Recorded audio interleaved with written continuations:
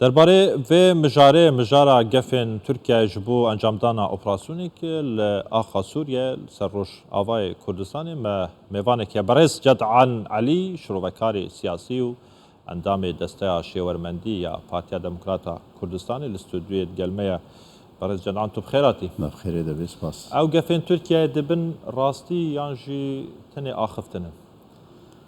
تركيا وك دولتك دجمن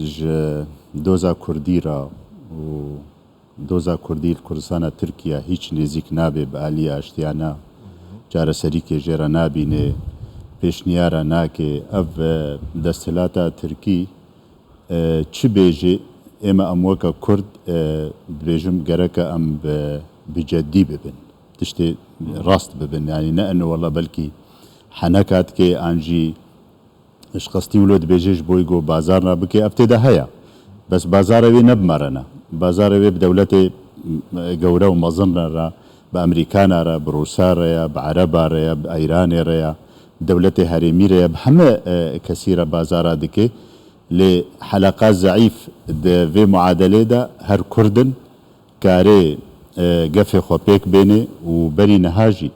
قف خوارن الآلية إدلب وبيك آني والدرع الفرات بيك آني والعفرينة بيك آني وسريك آني وناجي بيك يعني أجر في جاري ما قلتي تركيا أوبراسيوني أنجام بدتن شو دخوازي تركيا يعني بهانه تركيا چيا بوشي دخوازيت إيرشي سروان نافچان بكات تركيا تشتي أم وكا بي معني كرد سوري كردستان سوريا دوزا كردي د سوريا دا نهيلي مطرسيل جمشي بويا انه كيانك كردي ويشي ببي افاد سركيك يعني دوا وك دولتك هريمي وزلهيز وخدي سينوري نزيكي 1000 متروي بالدولة سوريا بباكوري سوريا را افاد خوازي خدي فشار وخدي رول بي وكعكا سوري جي بخوي وبحرام مظن جي بخوي او خد بيني دسپیکا کریزا سوری دا او دستوردان د سوریا داد که اپوزیسیون و خلق کوچبر سوری نزدیک 3 میلیون الجموینایا و بازار سر کوچبر اجی پرادستین ج اوروپیا و ج اتحاد اوروپی واناجی هر بازار خود که اما ادبیجم قضیه کردی و ملت مصير و پیشروجا ملت کرد سوریا داد که مطرسیه دا هجر دولتين زلهيز امريكان وروس واتحاد اوروبي نجعف ديربن ونجهدار بن ونبال بشتي ملتي كرد نارينا كادي كجي هيا تركيا دبيجت او هيزن لو دارينا كو اتخازم ايريش سروان حساب كان او هيز مترسينا لسر اسايشا تركيا يعني بنارينا هواجي او هيز مترسينا يعني هيز مسد يبكل ودارينا لا ام هيك نابين مترسيك لسر امن القومي التركي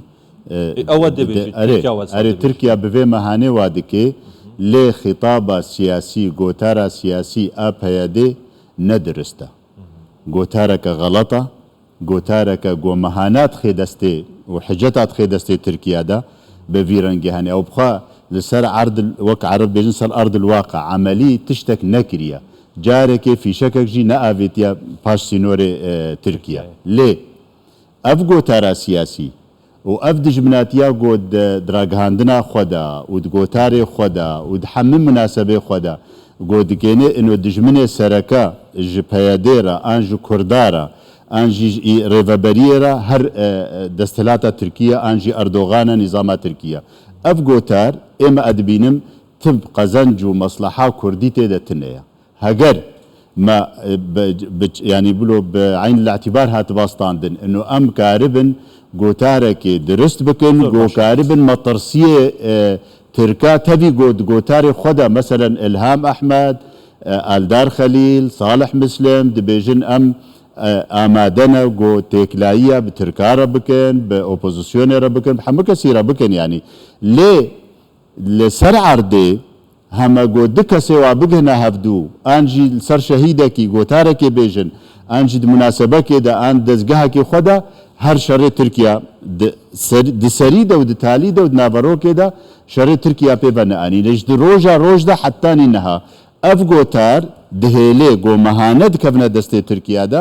بأزيته وتعدي وملته مات كفي مطرسيه دبرت كفي مطرسيه تمام جا بيكر كو نابا وكحنك وەربگرین نه. دبە احتیمالە ینی جدیە. ڕۆژێدا ڕۆ بدەتن ئەگەر هاتو ڕۆ بدەتن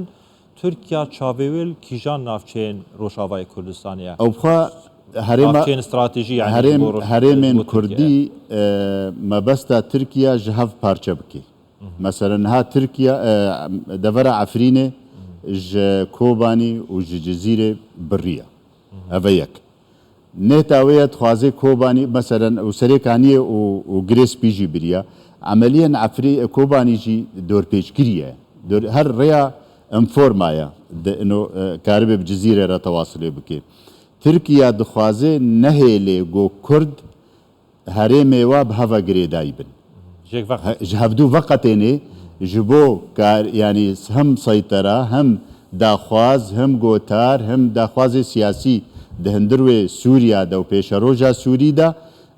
lawaz bê û nema karibin li ser hevdû rêveberîkê çê bikin an ew bikin ev mebestê Tirkiye ne ême em weke Kurd çilo karin di pêşiya wê de bisekinin ez dîsa dibêjim yek rêzî çê bibe yani yek rêzî çê bibe ser daxwaza Kurd kaxeteke Kurdî Sûriya de em çi dixwazin yani em de Sûriya nû de çi dixwazin destûra Sûrî de em çi dixwazin divê em ser vê nabitin ev çendîn sal e yani ew Kurdên li Rojavayê Kurdistanê yek rêziyê naxwazin peyadê naxwazin rêkevname hene yên dihokê heya ya hewlêrê heya çi qas rêkeftin çêbûne belê çi qas naxwazin yani niha Kurd çi bikin yani eger hatû wekî te gotî ev nehenekin divê ciddî bê wergirtin niha çi bikin yani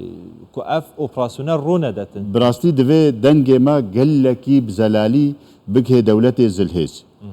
Emerîkan Ewropan her lijna destûrî meselen li dara îro di roja civatê wa dimeşin xila şeşa dimeşê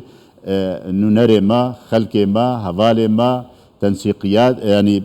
çi desteyê me hey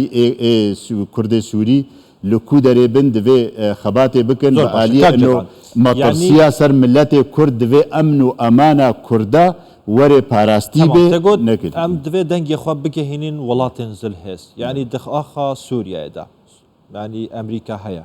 Rusya heye Fransa heye İran heye çendîn welatên din jî hene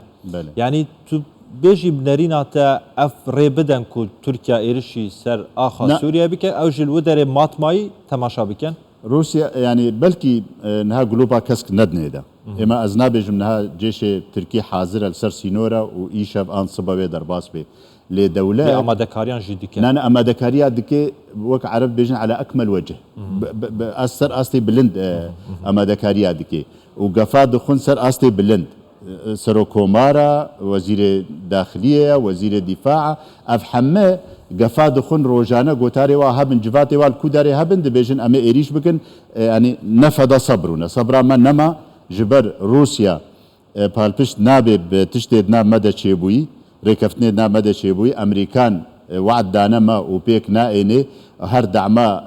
Qesedê û Mesedê dike ji ber vê yekê em nema qebûl dikin ji ber emnê qewmî a me ketiye ême ez dibêjim dewletên wek Tirkiye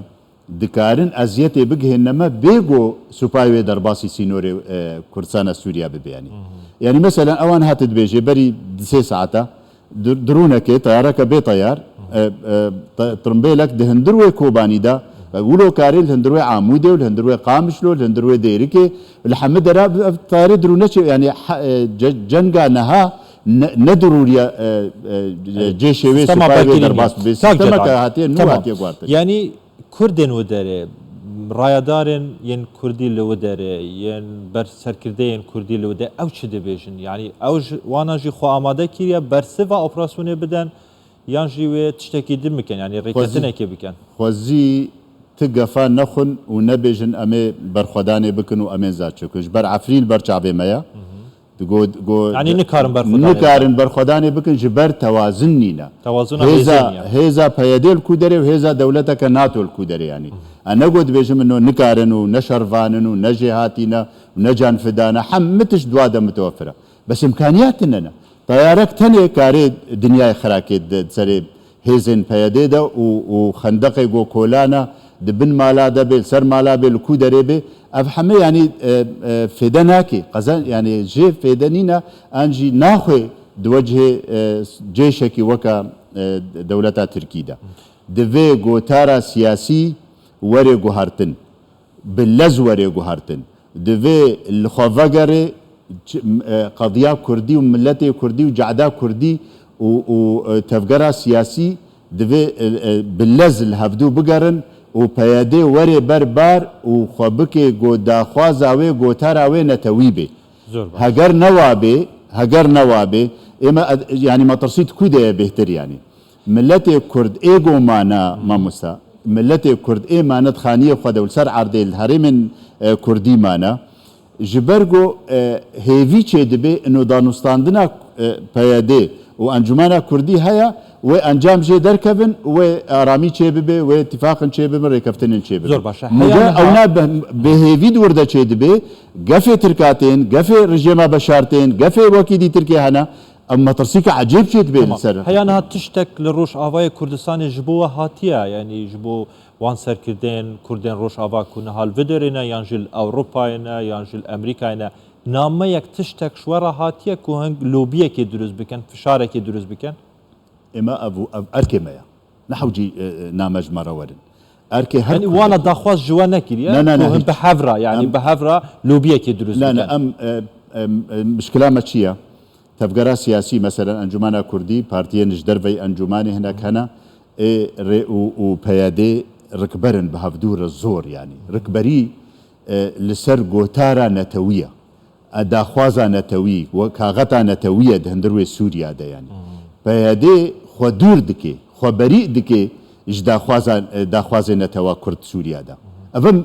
يعني مشكلة مظن كيشان مظن دفردا افا يعني خناكنا خديه قضيه بيادي چه دخوازي يعني تو بيادي باغ في سر زمان بيادي بن زمان بيادي كردينيه وكرداتيه وكرداتيه هيك يعني چه دخوازي دبن ورا ايديولوجيا باكاكيا دبن دروشما أمة ديمقراطية وبراتيا قلان جيفي بيفا تشتكل جمتنا